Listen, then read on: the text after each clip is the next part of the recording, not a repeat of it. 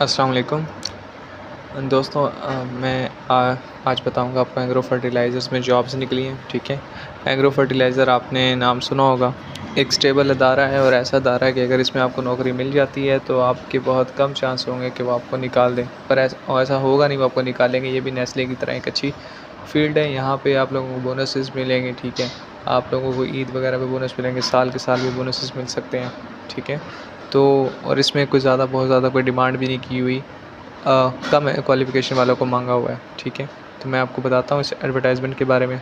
अच्छा जी, ये लिखा हुआ है कि एनटीएस के थ्रू ये होगी।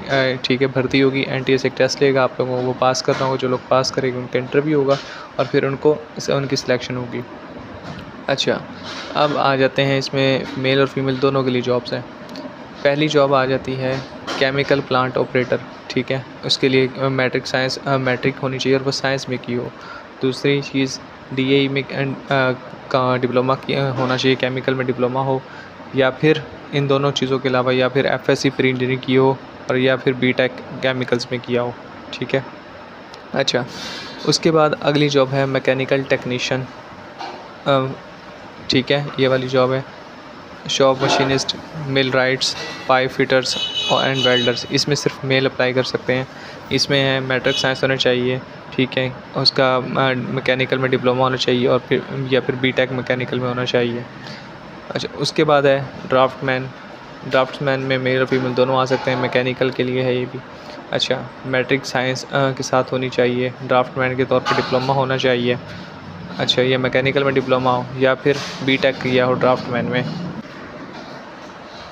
अच्छा, उसके बाद है ड्राफ्टमैन सिविल, मेल और फीमेल इसमें भी अप्लाई कर सकते हैं। ठीक है, मैट्रिक साइंस के साथ की हो और डिप्लोमा हो ड्राफ्टमैन सिविल में, या फिर बीटेक किया हो ड्राफ्टमैन सिविल में। ओके, फिर है ऑटो टेक्नीशियन। इसमें सिर्फ मेल अप्लाई कर सकते हैं। मैट्रिक साइंस के साथ हो, डिप्लोमा किया हो ऑटो टेक्नीशियन में।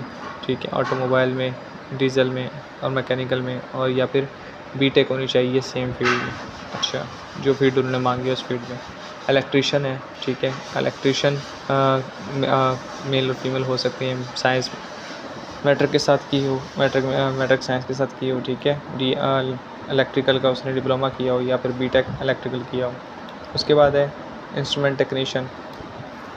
उसमें मेल और फीमेल अप्लाई कर सकते हैं। मैट्रिक और साइंस जिन्होंने अगेन मैट्रिक साइंस वाले इसमें अप्लाई कर सकते हैं। साथ में डिप्लोमा किया हो इंस्ट्रूमेंट और इलेक्ट्रॉनिक्स में, या फिर बीटेक किया हो इंस्ट्रूमेंटेशन और इलेक्ट्रॉनिक्स में। ठीक है, उसके बाद है लेबॉर्ट्री टेक्नीशियन। इसमें मेल और फीमेल भी अप्लाई कर सकते हैं। बीएससी केमिस्ट्री या फिर बायोकेमिस्ट्री हो या फिर बीटेक केमिकल होना चाहिए। इंस्पेक्शन टेक्नीशियन, इसमें मेल और फीमेल अप्लाई कर सकते हैं।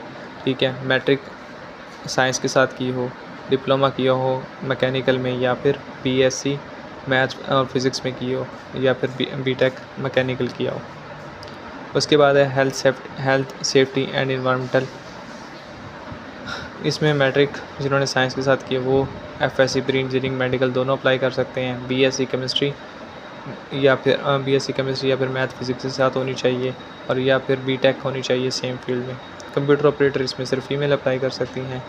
साइंस के साथ साइंस के साथ मैट्रिक की हो। ठीक है, डीएई में डिप्लोमा किया हो, सीआईटी या सेक्रेटरियल ट्रेड में, और एफएससी या फिर एफएससी होनी चाहिए मेडिकल में या फिर इंजीनियरिंग में, या फिर बीएससी हो केमिस्ट्री मैथ फिज़िक्स में, और या फिर बीटेक होना चाहिए सीआईटी और सेक्रेटरियल ट्रेड में।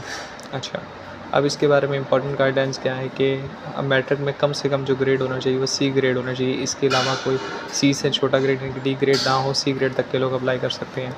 डिग्री रिक्वायरमेंट एफएससी भी सी ग्रेड में होनी चाहिए। ठीक है, कम से कम जो उन्होंने मांगी है। आपकी अगर ज़्यादा अच्छी डिग्री है तो ज़्यादा अच्छी बात है। मतलब अगर आपने फर्स्ट डिवीज़न में पास किया, ए ग्रेड है, बी ग्रेड है, तो वो ज़्यादा बेटर है। अच्छा, डिप्लोमा जो है डीएई या बीटेक या फिर बीएससी क्वालिफ़िकेशन जो है वो उसमें कम से अब उसमें आपके पास सेकंड डिवीज़न होनी चाहिए। सेकंड डिवीज़न से कम हो। इसके वरना इससे ज़्यादा ही होनी चाहिए। Government recognition all qualification must be obtained from a government recognized institute, यानी कि ऐसे होने चाहिए, ऐसे इदारे से आपकी होनी चाहिए जिसका कोई नाम हो। ऐसा ना हो कि कोई भी बेनामी इदारे से आपकी डिग्री वगैरह नहीं होनी चाहिए। अच्छा, एप्लीकेशन फ़ॉर्म आपने एनटीएस की वेबसाइट पे जाना है, वहाँ पे आपने एप्लीकेशन फ़ॉर्म फिल करना है, ठीक है, फ़ीस सबमिट करनी है और मैक्सिमम एज जो आपकी अगले साल की 2 महीने यानी कि फरवरी के एंड तक आपकी उम्र 25 साल होनी चाहिए। इससे ये ज़्यादा से ज़्यादा हो सकती है।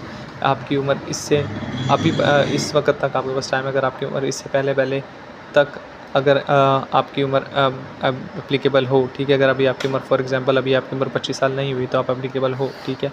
अगर किसी की उम्र जो होती है वो मार्च में जनवरी में 25 हो जाती है तो वो एप्लीकेबल नहीं होगा, ठीक है।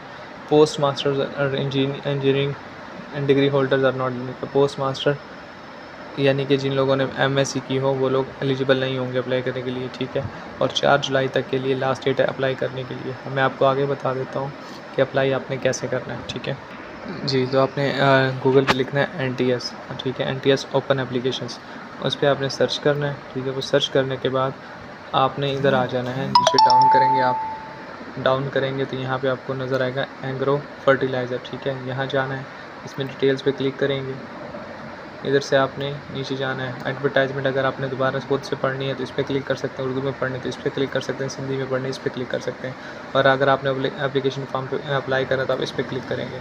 इधर क्लिक करने के बाद आप लोग, ठीक है, पहले अपना साइन अप करेंगे, आईडी नंबर डालेंगे। अगर आपने पहले इस पर अकाउंट बनाया हुआ है तो आप इस पर क्लिक करेंगे। अगर आपने पहले अकाउंट नहीं बनाया हुआ तो पहले आप इधर अपना CNIC नंबर लिखेंगे। ये डैश देख रहे हैं जैसे आपके CNIC में लिखा हुआ ना, डैश के बाद वाले नंबर इधर लिखेंगे और एंड जैसे CNIC भी लिखा वैसे ही लिखेंगे, फिर दोबारा लिखेंगे। फिर आप जिस पोस्ट पे अप्लाई करना आप उस पोस्ट को सिलेक्ट करेंगे, ठीक है। सिलेक्ट करने के बाद आप पासवर्ड डालेंगे, फिर उस पासवर्ड दोबारा साइन अप करेंगे, फिर आप उस पर आगे इसके प्रोसीजर को कंटिन्यू करेंगे, ठीक है।